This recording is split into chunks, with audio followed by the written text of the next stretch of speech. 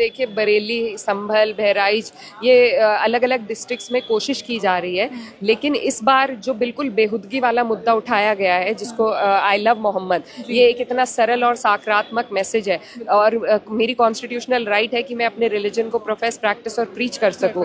नमस्कार, the Janata live देख रहे हैं आप और मैं हूं आपके साथ पूजा और इस वक्त हमारे साथ इकरा हसन कैराना से सांसद मौजूद हैं। आपकी 14 लोगों की समाजवादी पार्टी की टीम डेलीगेशन जाने वाली थी बरेली, उसको नहीं जाने दिया गया। तमाम लोगों को जिस तरीके से रोका गया और भी विपक्ष के नेता चंद्रशेखर आज़ाद भी वहाँ जाने थे, उनको भी हाउस अरेस्ट किया गया। क्या कुछ कहना चाहेंगे इस पर? देखिए ये सरकार खास तौर पर उत्तर प्रदेश सरकार सीधे तौर पे तानाशाही पे उतर आई है। अनडिक्लेयर्ड इमरजेंसी जैसे हालात पैदा किए गए हैं। हम लोग कोई चोरों चक्के मुजरिम नहीं है, हम लोग यूपी के रहतवान भी हैं, वहाँ के इलेक्टेड रिप्रेजेंटेटिव भी हैं और जो मुख्य धारा में वहाँ पर समाजवादी पार्टी है उसका हिस्सा भी हैं।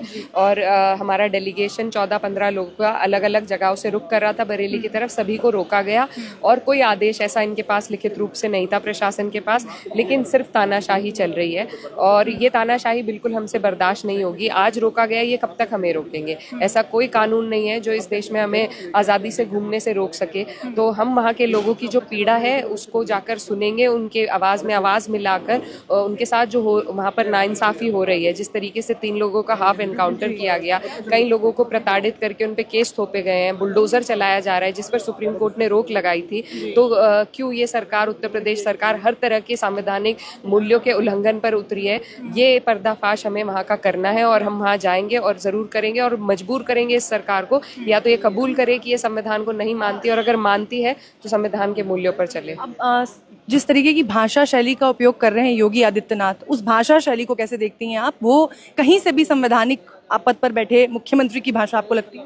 जी बिल्कुल नहीं। देखिए पहली बार हम सुन रहे हैं कि डेंटिंग पेंटिंग जैसे शब्दों का उपयोग एक खास तौर पर टारगेटेड तौर पर एक कम्युनिटी के लिए हो रहा है, जो कि बहुत अफसोसजनक है। मैं उन्हें याद दिलाना चाहती हूँ कि आज भी इस देश में लोकतंत्र है, आज भी इस देश में सेक्युलरिज्म है और आज भी ये देश संविधान से चलता है, किसी राजा के फरमान से नहीं चलता है।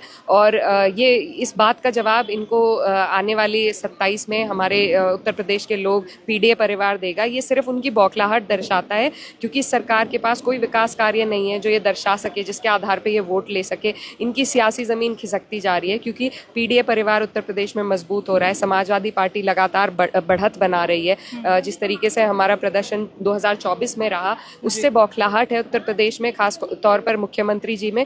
वही इस भाषा के पीछे असली वजह है और उनके पास कोई और योजना नहीं है, सिर्फ और सिर्फ हिंदू मुस्लिम करने का उनका फंडा है, जिसपे वो दोबारा आ चुके हैं। इसी पर उन्होंने हमेशा अपनी सियासी रोटियां सेकी हैं, आज फिर से इस पर आ गए। लेकिन इस बात का जवाब उन्हें पीडीए का परिवार देगा। उन्हें सत्ता से बाहर करके उन्हें सिखाया जाएगा कि संविधान पे जो नहीं चलेगा वो सत्ता में कभी नहीं बैठेगा। पिछली बार इसी दौरान बहराइच का मामला हमने देखा था, सामने आया था, और अब बरेली को एक तरीके से टारगेट बनाया जा रहा है। आपको लगता है इस बार भी कुछ वैसा होने की संभावनाएं हैं? जी देखिए बरेली, संभल, बहराइच ये अलग अलग डिस्ट्रिक्ट्स में कोशिश की जा रही है, लेकिन इस बार जो बिल्कुल बेहुदगी वाला मुद्दा उठाया गया है जिसको आई लव मोहम्मद, ये एक इतना सरल और सकारात्मक मैसेज है और मेरी कॉन्स्टिट्यूशनल राइट है कि मैं अपने रिलीजन को प्रोफेस, प्रैक्टिस और प्रीच कर सकूं। उसी के तहत ये अगर कोई अपने मजहब के प्रति अपना प्रेम दिखा रहा है, उसे कोई नहीं रोक सकता। इस देश में संविधान के मूल्यों पर हमें चलना पड़ेगा, इस सरकार को चलना पड़ेगा और यही आईना दिखाने के लिए आज नहीं तो कल हम बरेली मणिपुर के साथ ऐसा हुआ, आज लद्दाख में यही हालात हैं।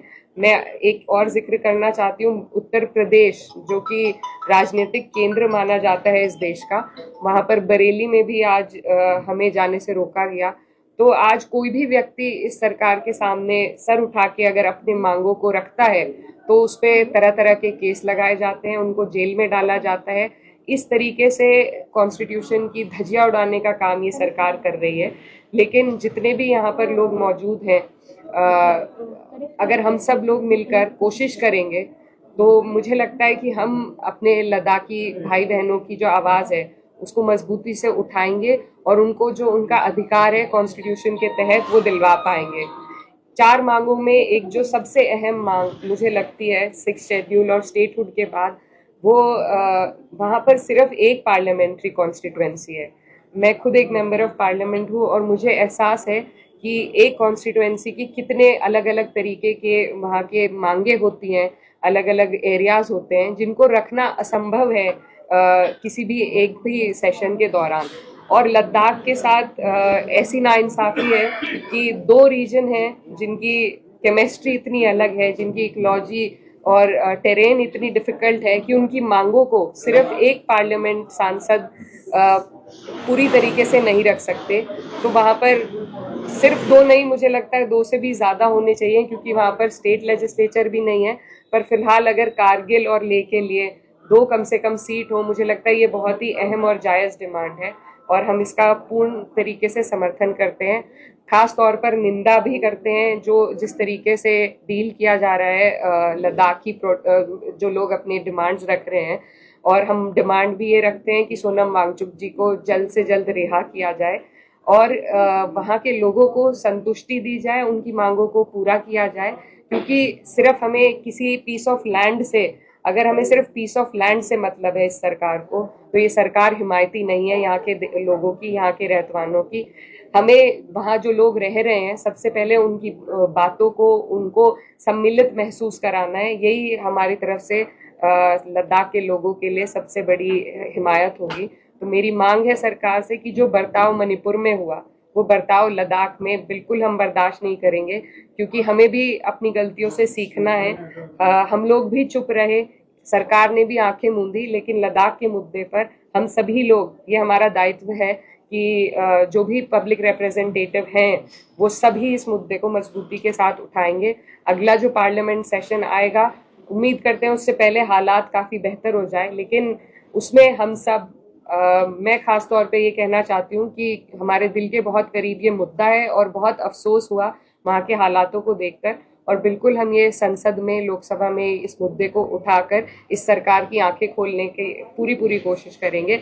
लेकिन ये सरकार से मैं ये कहना चाहती हूँ कि हर जगह लगातार जिस तरीके से कॉन्स्टिट्यूशनल राइट्स का हनन हो रहा है, ये सरकार, जो विपक्ष पहले दिन से कह रहा है कि ये सरकार संविधान को मानने वाली नहीं है, तो ये सरकार स्पष्ट करे कि या तो ये संविधान के मूल्यों पर चलेगी, उनको मानेगी, या फिर या तो स्पष्ट करे कि नहीं मानेगी, और अगर मानेगी तो अपनी हरकतों में सुधार करना इनके लिए बेहद ज़रूरी है।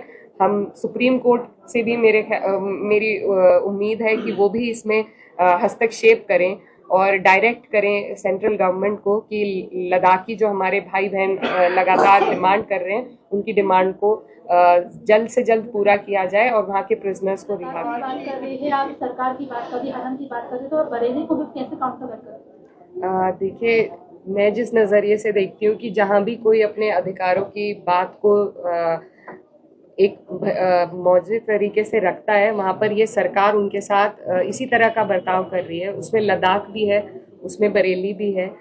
हमें जहाँ जाने से रोका जा रहा था, संभल में जो हालात बनाए वो भी वहाँ की सत्ता के दबाव में वहाँ के प्रशासन ने बनाए हैं, और यही अब एक प्रोपेगेंडा बरेली में चल रहा है। किसी भी जनप्रतिनिधि या आम नागरिक को कहीं भी जाने से रोकने का कोई कानून नहीं है, कोई अधिकार नहीं है, कोई आदेश नहीं है, फिर भी रोका जा रहा है, क्योंकि सीधी तौर पर एक तानाशाही हमारे देश में चल रही है। अनडिक्लेयर्ड इमरजेंसी है, जब मन में आता है कोई फरमान जारी कर दिया जाता है। तो ये बहुत अफसोस की बात है, लेकिन हम टॉपिक को लद्दाख पे रखते हुए इस पे ज़्यादा बात करना चाहेंगे कि लद्दाखी लोगों का जो राइट टू प्रोटेस्ट है और उनकी जो डिमांड्स है, उसका जो उल्लंघन ये सरकार कर रही है वो बिल्कुल गैर संवैधानिक है और ना काबिले बर्दाश्त है। और उसी के लिए उनकी, इस सरकार की आंखें खोलने के लिए हम लोग सब और सरकार को आईना दिखाने के लिए यहाँ पर मौजूद हैं।